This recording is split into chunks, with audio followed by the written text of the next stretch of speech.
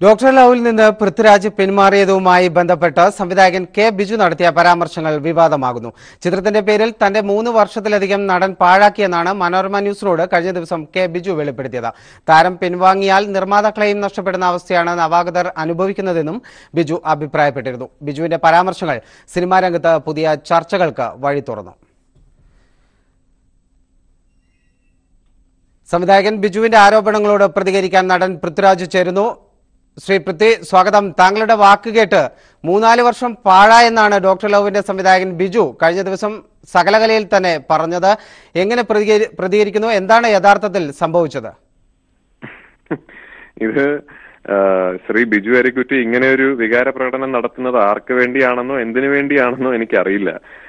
Kangaroo എന്ന് പറയുന്ന സിനിമയിൽ അസോസിയേറ്റ് ഡയറക്ടറായി പ്രവർത്തിച്ച ശ്രീ ബിജു അരിക്കുറ്റി അതിന്റെ ലൊക്കേഷനിൽ വെച്ച് എന്നോട് ഒരു 5 മിനിറ്റ് സമയമെടുത്ത് ഒരു കഥ ഒരു വരിയിൽ പറഞ്ഞു. അപ്പൊ അന്ന് ഞാൻ ബിജുവിനോട് പറഞ്ഞു, ബിജു ഇൻട്രസ്റ്റിംഗ് ആണ്, ഇതിന്റെ ഒരു കഥാപാത്രം സാധ്യതയുള്ളതാണ്.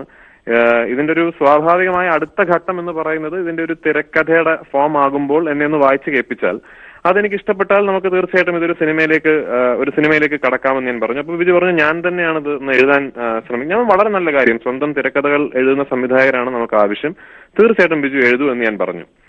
അങ്ങനെ ഇതിന്റെ തിരക്കഥ എഴുത്തുമായി ശ്രീ ബിജു അരിക്കുറ്റി പിന്നീട് മുന്നോട്ട് പോവുകയും എന്റെ ഓർമ്മ ശരിയാണെങ്കിൽ ലോലിപോപ്പ് എന്ന് പറയുന്ന സിനിമയുടെ ലൊക്കേഷനിൽ വന്നിട്ടാണ് ഇതിന്റെ ഒരു തിരക്കഥ രൂപം ആദ്യമായി എനിക്ക് വായിച്ച് കേൾപ്പിക്കുന്നത് ശ്രീ ബിജു അരിക്കുറ്റി. അപ്പൊ തിരക്കഥ കേട്ടപ്പോൾ എനിക്ക് ഇതിൽ ഒരുപാട് കുഴപ്പങ്ങൾ ഉള്ളതായിട്ട് എനിക്ക് തോന്നി, എന്റെ വ്യക്തിപരമായ അഭിപ്രായം.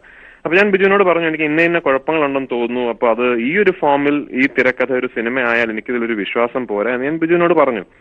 അന്ന് ശരിക്കും ബിജു എന്നാ അങ്ങനെയാണെങ്കിൽ നമുക്കൊരു റൈറ്ററെ സമീപിച്ചാലോ എന്ന് ഞാൻ പറഞ്ഞു. ആയിക്കോട്ടെ എന്ന് ഞാൻ പറഞ്ഞു. ബിജു എന്നോട് ചോദിച്ചു, സച്ചി സേതുവിനെ ഒന്ന് വിളിക്കുമോ?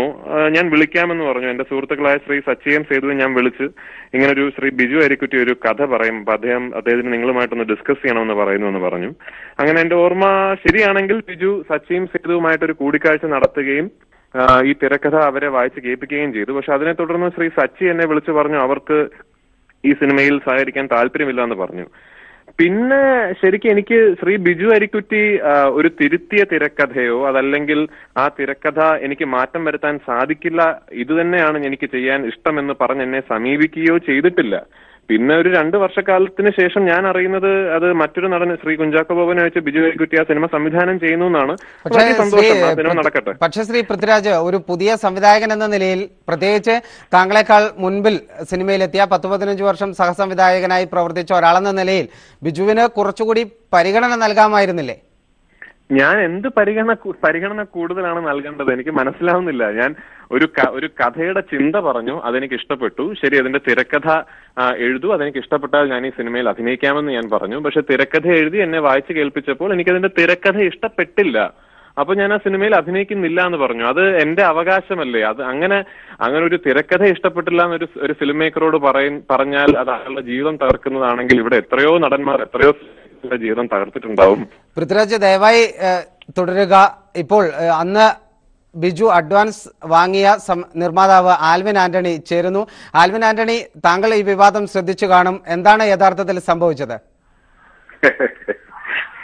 ഇത് പൃഥ്വിരാജ് പറഞ്ഞത് എനിക്ക് തോന്നുന്നു, ഞാൻ ഇത് ബിജു കൈപ്പാടൻ എന്ന് പറഞ്ഞിട്ടുള്ള മിസ്റ്റർ കങ്കാരുവിന്റെ നിർമ്മാതാവായിരുന്നു ആദ്യത്തെ നിർമ്മാതാവ്. അദ്ദേഹം ആണ് പിന്നീട് നടത്താൻ ഇത് വന്നപ്പോ എന്നോട് പറയാണ് ചെയ്യാൻ താല്പര്യമുണ്ടെങ്കിൽ ആൽവിൻ എന്റെ അടുത്ത് ചെയ്തു എന്ന് പറഞ്ഞു. അങ്ങനെയാണ് ഞാനും എന്റെ സുഹൃത്തായ മയ്യഴി അബ്ദുൽ ഖാദറും ചേർന്നിട്ട് ഈ ചിത്രം നിർമ്മിക്കാൻ വേണ്ടിയിട്ട് പ്ലാൻ ചെയ്യുകയും പൃഥ്വിരാജിനെ പോയി കാണുകയും അപ്പം തിരക്കഥകളൊക്കെ നന്നായി എല്ലാം വേണ്ട സൗകര്യങ്ങൾ ചേർത്ത് എഴുതി സ്ക്രിപ്റ്റ് വായിച്ച ശേഷം നമുക്ക് തുടങ്ങിയപ്പോൾ പ്ലാൻ ചെയ്യാൻ ഡേറ്റ് ഒക്കെ എന്ന് പറഞ്ഞു പൃഥ്വി. അങ്ങനെ സ്ക്രിപ്റ്റൊക്കെ വായിച്ചു കേട്ടപ്പോൾ ഞങ്ങളും കേട്ടു. അപ്പൊ അതിനൊരു പൂർണ്ണത വന്നിട്ടില്ലായിരുന്നു അന്ന്. അപ്പം പൃഥ്വിയും ഫുൾ കേട്ട ശേഷം പൃഥ്വിയാണെങ്കിൽ എന്നെ ചെറുപ്പം മുതലേ എന്നുണ്ടെങ്കിൽ എന്റെ പൃഥ്വിയുടെ ഫാദറാണ് എന്റെ സിനിമയിലെ ഒരു ഗുരുനാഥൻ, ശിവകുമാരൻ സാറ്. അപ്പൊ അങ്ങനെ ഒരു ആത്മബന്ധം. അപ്പൊ എന്റെ ഒരു നന്മ ആഗ്രഹിക്കുന്ന ആളാണ് പൃഥ്വിരാജ്.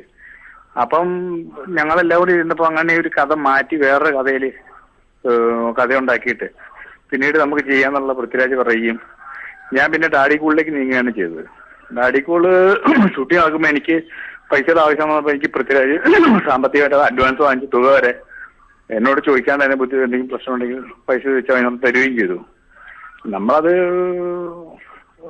തീർച്ചയായും മനസ്സിലാക്കുന്നു. സിനിമ പുറത്തു വന്നിരിക്കുന്നു. ശ്രീ പൃഥ്വിരാജ്, ഈ അവസരത്തിൽ താങ്കളുടെ തീരുമാനം ശരിയാണെന്ന് ചോദിക്കുന്നതിൽ അർത്ഥമില്ല. എങ്കിലും താങ്കളുടെ ചില തീരുമാനങ്ങളും നിഗമനങ്ങളും ഒക്കെ ശരിയല്ല എന്നുള്ള ഒരു നിലപാട് ബിജു കഴിഞ്ഞ ദിവസം വെളിപ്പെടുത്തിയിരുന്നു.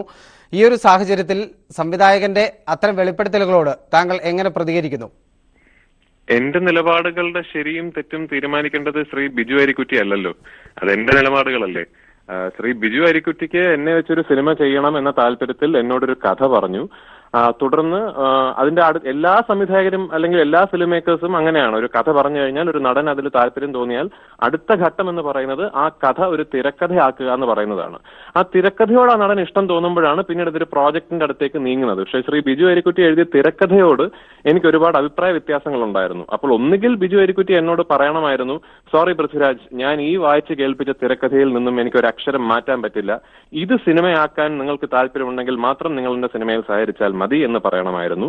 അതല്ലെങ്കിൽ ശ്രീ ബിജു ഞാൻ ആവശ്യപ്പെട്ട മാറ്റങ്ങൾ വരുത്താമെന്ന് സമ്മതിക്കുകയും തുടർന്ന് ആ തിരക്കഥയിൽ മാറ്റങ്ങൾ വരുത്തുകയും വേണമായിരുന്നു. ഇത് രണ്ടും ചെയ്യാതെ പിന്നീട് ഒരു ഫോളോ അപ്പ് ഒന്നും നടത്താതെ ആ സിനിമ നിർമ്മിക്കാനിരുന്ന നിർമ്മാതാവായ ശ്രീ ആൽവിൻ ആന്റണി പിന്നീട് ഒരു ഘട്ടത്തിൽ ആ സിനിമയിലേക്ക് ഇനിയും എനിക്കും താല്പര്യമില്ല എന്ന് പറഞ്ഞു കഴിഞ്ഞപ്പോൾ ഞാൻ എന്റെ അഡ്വാൻസ് തിരിച്ചു കൊടുക്കാന്ന് പറഞ്ഞ കർത്തവ്യവും ചെയ്ത് കഴിഞ്ഞിട്ട് 2 കൊല്ലത്തിന് ശേഷം മറ്റൊരു നടനെ വെച്ച് ആ നടൻ ആ തിരക്കഥ ഇഷ്ടപ്പെട്ട് കാണും. അത് അദ്ദേഹത്തിന്റെ വ്യക്തിപരമായ കാഴ്ചപ്പാട്. ആ തിരക്കഥ ഇഷ്ടപ്പെട്ടപ്പോൾ ആ നടനെ വെച്ച് ആ സിനിമ ചെയ്ത് ആ സിനിമ ഇറങ്ങിയതിനു ശേഷം ഒരു പരസ്യമായ ഒരു മാധ്യമത്തിൽ വന്നിരുന്ന എന്നെ കുറ്റം പറയുന്നതിന്റെ ചെയ്തോ വികാരം എനിക്ക് സത്യമായിട്ടും തീർച്ചയായും ശ്രീ പൃഥ്വിരാജ്, ഇത്തരം ഒരു ആക്ഷേപങ്ങൾ സിനിമാ വ്യവസായത്തിൽ നിന്ന് ഉയരാനുണ്ടായ സാഹചര്യം താങ്കൾക്ക് തന്നെ അറിയാം.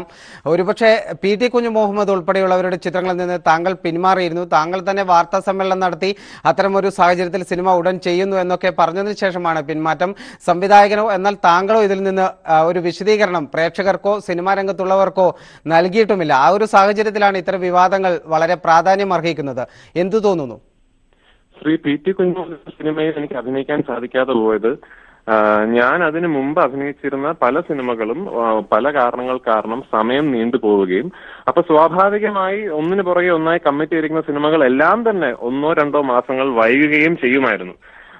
അപ്പോൾ എന്താണെന്ന് വെച്ചാൽ ശ്രീ PT കുഞ്ഞുമോദിന്റെ സിനിമ അവർക്കൊരു പ്രത്യേക സമയത്ത് തന്നെ ചെയ്തേ പറ്റൂ. അപ്പൊ എന്റെ മറ്റു സിനിമകൾ തീരാൻ വൈകുമ്പോൾ ഈ സിനിമ ഇങ്ങനെ നീണ്ടുപോയാൽ അവർക്ക് ആ സമയത്തിൽ ഈ സിനിമ ചെയ്യാൻ പറ്റില്ല എന്ന തീരുമാനമെടുക്കുകയും നമ്മൾ രണ്ടുപേരും മ്യൂച്വലി എടുത്തൊരു തീരുമാനമാണ്. എന്നാൽ ആ സിനിമയിൽ നിന്ന് ഞാൻ ഒഴിവായി അവർക്ക് കൃത്യമായ ആവശ്യമുള്ള സമയത്ത് ആ സിനിമ നടക്കട്ടെ എന്ന്.